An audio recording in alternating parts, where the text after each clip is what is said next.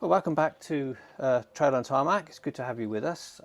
First thing to say today is that this is actually a sponsored video. We've been given a product, or I should say specifically Max has been given a product to review. It's the Aoocci BM6. It's an Apple CarPlay unit. Yeah, so thank you to Aoocci for sending the unit out, and it's actually the unit I used on our 3,000 mile Euro tour, where I used it every day for 2 weeks. So I feel like I've got kind of the experience with it to give its advantages, disadvantages, and a kind of an overall review of the product. Yeah. So before we kind of get into the video, obviously thank you to Aoocci for sending out the product, and we've actually been given a discount code for our viewers and subscribers. So if you use TAT22 at discount, which is TAT22, you'll get 22% off of any CarPlay unit from the Aoocci site, which is obviously a huge saving.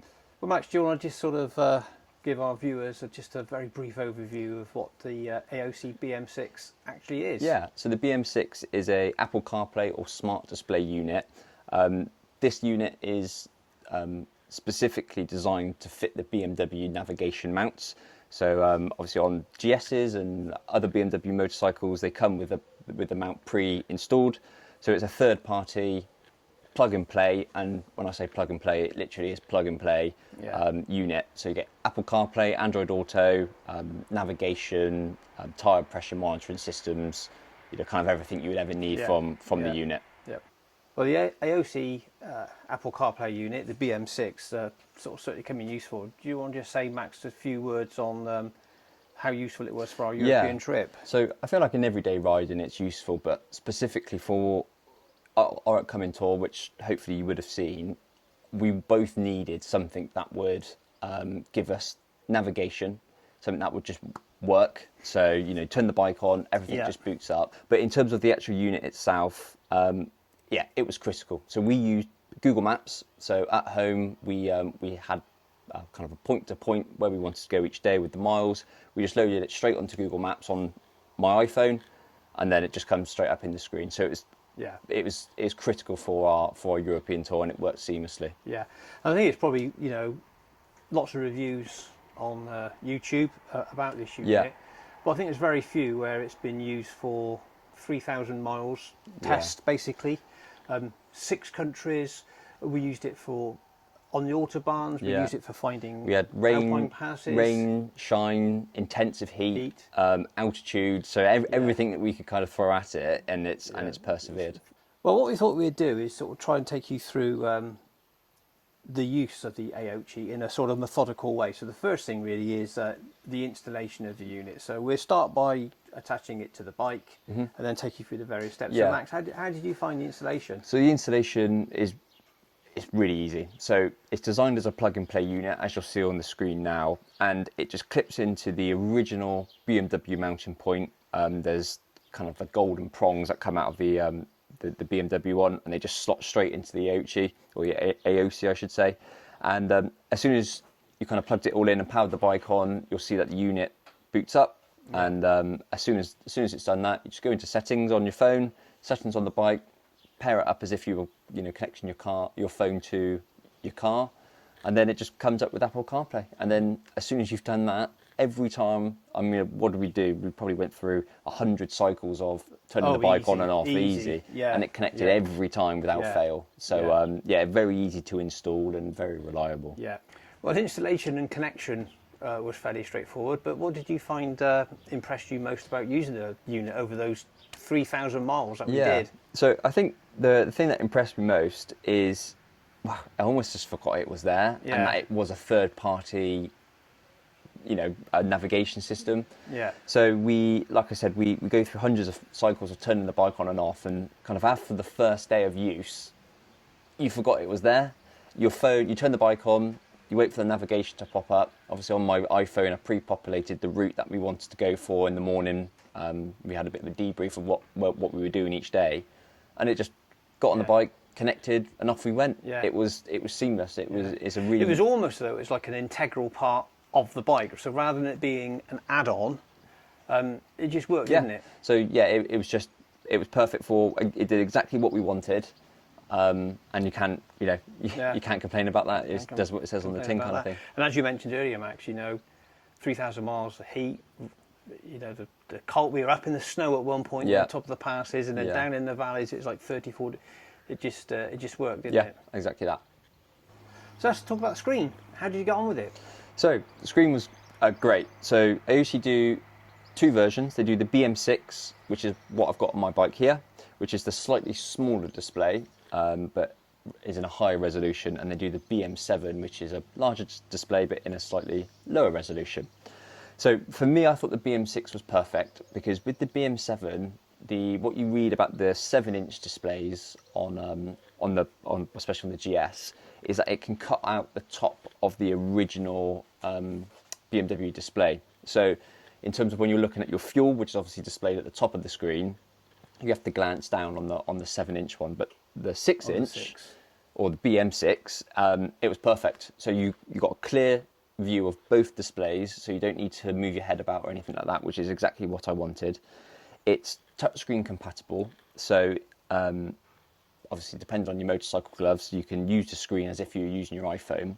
It is compatible with the whiz wheel, which is on the left-hand side of the handlebar. To be honest, I didn't use it at all. I found it so much easier just to quickly tap, just to go to the screen just to tap on the screen where you wanted to go. Of course, if you wanted to use the whiz wheel, you could. Personally, I didn't use it at all, and that's over 3,000 miles. So I think if you're not going to use it over 3,000 miles, you're not going to really use it, day to day. And how did you find the responsiveness of the screen when you were sort of pressing it through your gloves? So was it quite quick? Yeah, absolutely perfect. So it's basically the same as using your iPhone or Android phone. It was responsive. You click on it, there was no lag. You can move around the map, and there wasn't any drop in frame rate or anything like that. So in terms of the actual quality of the display, I couldn't fault it at all. Well, that's great. Well, it sounds like the screen was perfect then. Good quality, visible, easy to use. And maybe I obviously realise that as an Apple CarPlay device, it can play all the apps that you wanted to. But what were the main apps that you found useful on the holiday? Yeah, so the main apps we use, like I mentioned at the beginning, is Google Maps, WhatsApp, and phone and music. So they're the four that I used.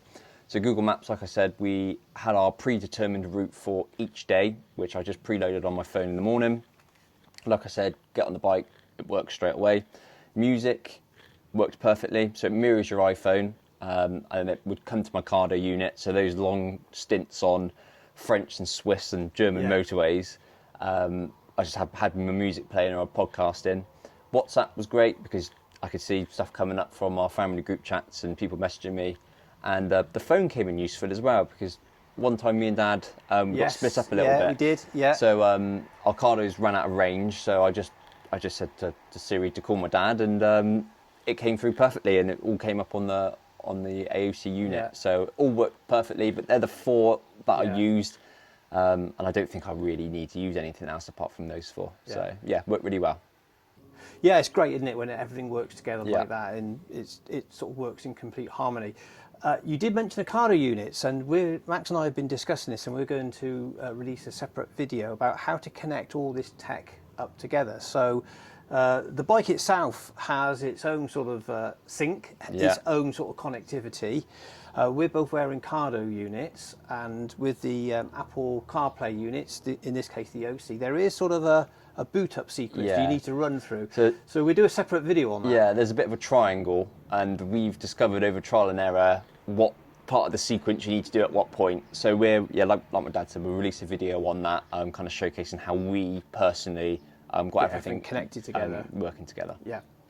Well, it sounds like a great unit. Anything, Max, that you would change on it based on the massive tour that you did using it? Sounds awful to say, but there's nothing I would actually change. It's one of those quiet bits of technology that just works, and I think that's all you can kind of ask for from, especially on a motorcycle, where you're so aware of all your all your other elements and things like that around you. You don't want to be then faffing about with another piece of technology. So that's the biggest credit I would say for it, really, is that there's nothing really to improve upon. It does exactly what you need it to do. That's saying something. And who do you think it's for? What groups of riders do you think you could see using it? I would recommend, if you've got the opportunity to fit a navigation system like this, I would just say to have it, because it just eliminates all of that. Or, you know, there might be a traffic jam or might be lost somewhere. So I would say from anywhere from weekend riders all the way up to people doing tours and everything in between, you will find a use for it, whether someone's calling you or you need to, you know, call someone urgently or anything like that. Yeah. It's it does everything that you covered. Of course, it's not just for BMWs, although the one we're reviewing here is specifically for the BMW Cradle. If you look on the Aoocci website, the same unit is available, but with a mount for the handlebars. So it is absolutely universal. Yeah. So I guess the last question then from me is, as we said at the beginning of this video, we were fortunate enough that Aoocci supplied Max with this unit to use on his tour. But if you hadn't had that Max, would you buy it out of your own money? Yeah, 100%. It's one of those bits of technology I don't think you needed until you've got it. So especially on a bike like this, where you're likely to go touring or you're likely to do big miles, it's just reassuring to have everything in front of you. And I think being able to use Apple CarPlay is a massive benefit over the BMW system. The BMW system, of course, got advantages. You can use OS map, or sorry, you can use like GPX files, but for what we're doing, and we're not going off-road on these bikes, we don't really need to be following a GPX. We're not doing the TET or anything like that. So Apple CarPlay and Google Maps just work perfectly. Yeah, I think it's a really good point as well, because obviously on the trip that we done, we had computers with us, we took a drone with us, we had various cameras, and the last thing that we wanted was another bit of kit that we had to sort of massage along the way, and to have something like that just worked was absolutely brilliant. Yeah. So closing thoughts, really good bit of technology. Like I said, Aoocci have very kindly given us a discount code. So if you use TAT22, so that's TAT22 at checkout, you get 22% off, and that's a significant amount. Yeah, and we get a little bit of a percentage of that, which helps towards our videos, which we're very grateful for. So any other thoughts? Well, I think you did. No, I think you summarised it perfectly. I think it just remains to say, thank you for watching. This is our sort of first review of a bit of technology. So if you have found it useful, please leave us a comment. Let us know. And if you haven't yet subscribed, please do so. We greatly appreciate it, and we love reading all your comments. So thank you very much, and we'll see you next video. Speak to you next video.